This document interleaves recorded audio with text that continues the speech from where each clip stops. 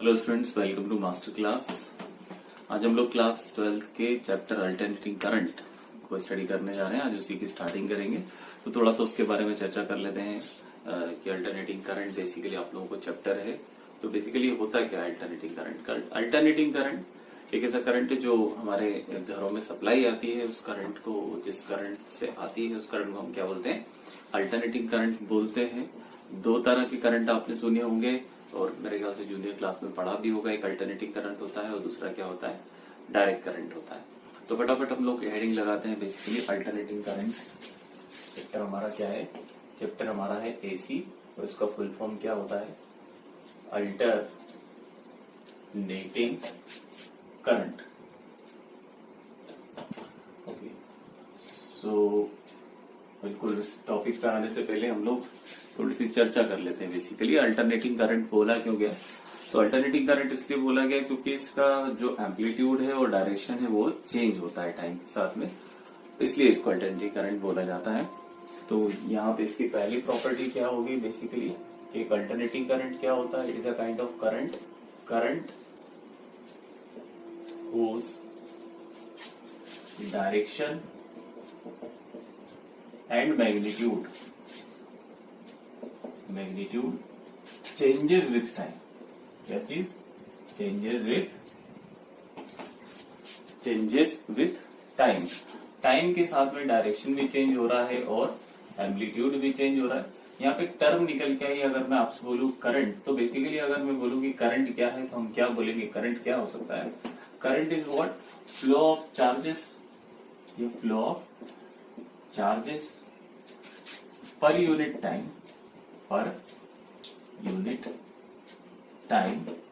Through a conductor. कहां से? Through a conductor. किसी कंडक्टर से होकर चार्जेस जो जाते हैं पर यूनिट टाइम पे, उसको हम क्या बोलते हैं? करंट बोलते हैं। तो क्या मैं इसे लिख सकता हूं? I is equal to flow of charges per unit time. और अगर एसी का केस है, एसी है, अगर हमारे पास अल्टरनेटिंग करंट है, तो क्या मैं I इज इक्वल टू लिख सकता हूँ dq बाई dt, बिकॉज इसका चेंज हो रहा है मैग्नीट्यूड और डायरेक्शन। तो चार्ज भी कम ज्यादा होगा, ऑब्वियस सी बात है। इसलिए हमने क्या लिखा? dq by dt। किसके केस में? एसी के केस में dq बाई dt। ये जो यहाँ पे हम लोग टर्म देते हैं कि फ्लो ऑफ चार्जेस, क्या चीज? फ्लो ऑफ चार्ज पर यूनिट टाइम। कहां से? सपोज कीजिए मेरे पास में कोई कंडक्टर है, इस तरीके से I have a conductor and lots of electrons are there and electrons are flowing in this direction from here to here. Let me it may be your negative polarity, here is a positive polarity, so electrons will flow from negative to direction, positive direction, है ना। तो ये जो electrons का flow हो रहा है, basically अगर मैं बोलूं कि करंट क्या है, फ्लो ऑफ चार्जेस, यहाँ पे चार्ज क्या है? इलेक्ट्रॉन है, पर यूनिट टाइम किससे? अगर ये पूरा एक वायर है, सपोज कीजिए मैं इसको कट कर दूं, तो यहाँ पे क्रॉस सेक्शनल एरिया जो मुझे देखने को मिलेगा वो कुछ ऐसा मिलेगा अगर मैं काट के इसको देखूं सामने से। तो यहाँ पे जो नंबर ऑफ इलेक्ट्रॉन्स हैं इस पर्टिकुलर क्रॉस सेक्शनल एरिया से किसी टाइम टी पर जितने चार्जेस निकल करके जा रहे हैं, वो चार्जेस बेसिकली किसी यूनिट टाइम से निकल के जा रहे हैं। जो चार्जेस किसी यूनिट टाइम से किसी क्रॉस सेक्शनल एरिया से होकर के जा रहे हैं, दैट इज कॉल्ड करंट। तो ये पूरी कंडक्टर के लिए डिफाइंड नहीं, बल्कि किसी कंडक्टर के किसी क्रॉस सेक्शनल एरिया से किसी पर्टिकुलर टाइम से होकर के जाने वाले चार्जेस हैं, उनका जो रेशियो है चार्ज और टाइम का, दैट इज कॉल्ड करंट। इसकी यूनिट की अगर हम लोग बात कर रहे हैं तो इसकी यूनिट क्या होती है? करंट की जो एसआई यूनिट होती है, एसआई यूनिट, हम लोग किसकी बात कर रहे हैं? SI unit. अगर मैं एसआई यूनिट की बात करूं तो एसआई यूनिट क्या होती है? एसआई यूनिट होती है एम्पियर। एसआई यूनिट क्या होती है? एम्पियर। दूसरा आप यहां से देखें तो चार्ज की यूनिट क्या होती है? कूलाम। चार्ज की यूनिट क्या होती है? कूलाम। टाइम की यूनिट क्या होती है? सेकंड होती है। तो मैं यहाँ पे एक और यूनिट लिख सकता हूं, दैट इज कूलाम पर सेकंड। बहुत बढ़िया, ये एसआई है। वहीं अगर हम लोग बात करें सीजीएस यूनिट की, तो सीजीएस यूनिट क्या हो जाएगी? सीजीएस यूनिट क्या हो जाएगी मेरे पास में? यहाँ पे देखें तो सीजीएस यूनिट भी क्या होगी? एम्पियर।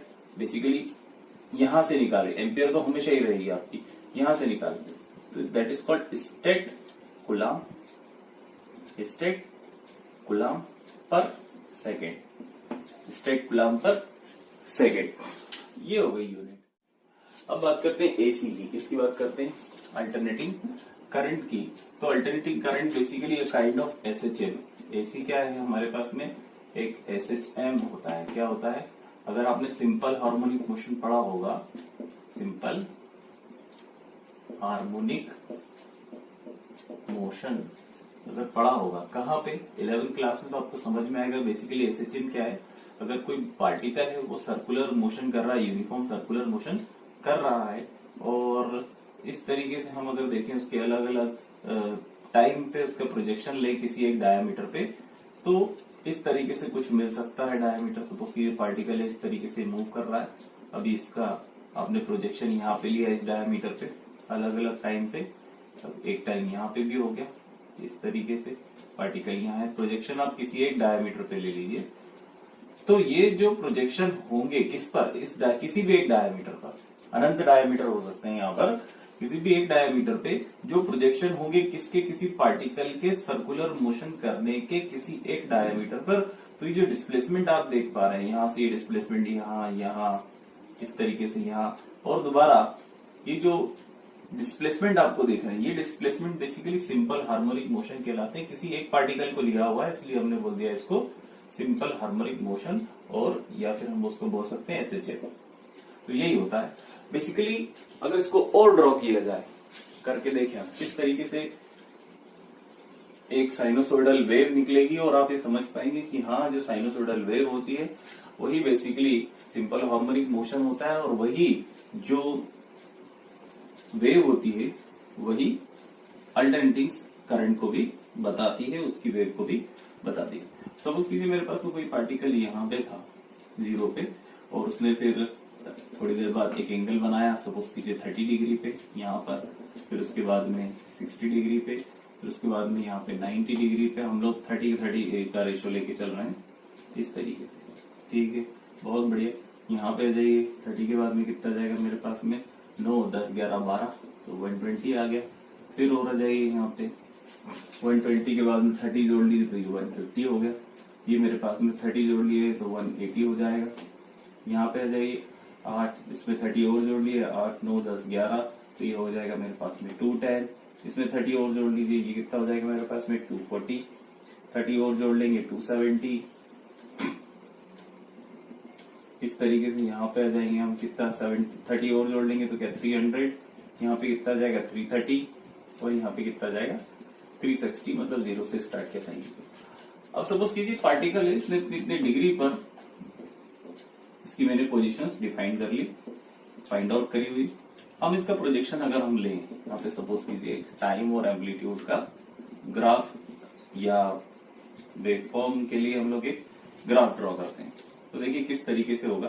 सपोज कीजिए दिस इज 0, यहाँ पे मैंने लिया 30, यहाँ पे लिया मैंने 60, यहाँ पे फिर मैंने ले लिया 90, फिर यहाँ पे मैंने लिया 9, 10, 11, 12, 120, और 120 के बाद में ले लिया यहाँ पे 150, और 150 के बाद में यहाँ पे ले लिया 180, और 180 के बाद में और अब ले लीजिए 120, और 120 के बाद में आपके 150 के बाद में दिस इज 210, देन 240, देन 270,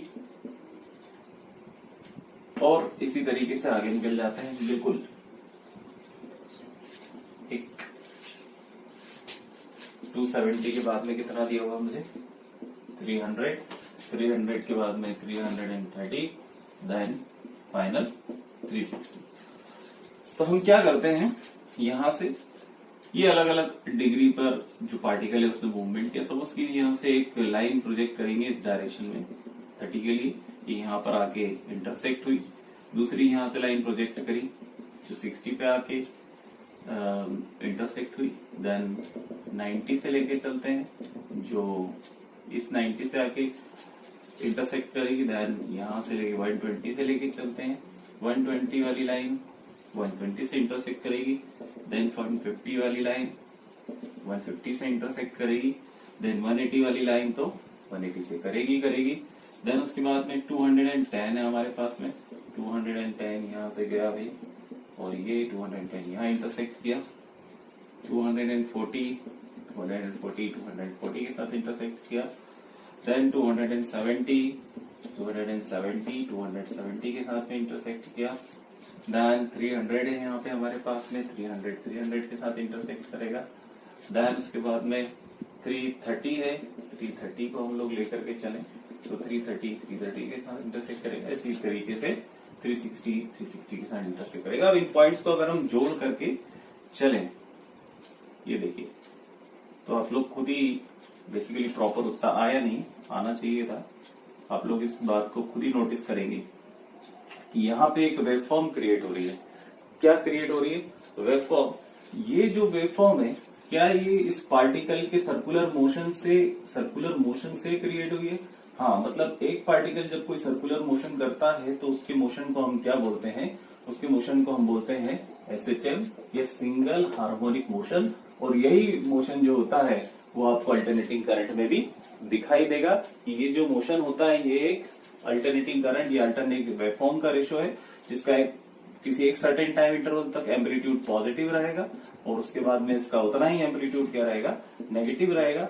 इस बिहेवियर के कारण इसको अल्टरनेटिंग बोला जाता है। अगर ये करंट की वेवफॉर्म है तो अल्टरनेटिंग करंट, वोल्टेज की वेवफॉर्म है तो अल्टरनेटिंग वोल्टेज। आई होप इतना वीडियो आपको समझ में आया होगा। आज और चर्चा करेंगे इसके बारे में नेक्स्ट लेक्चर में।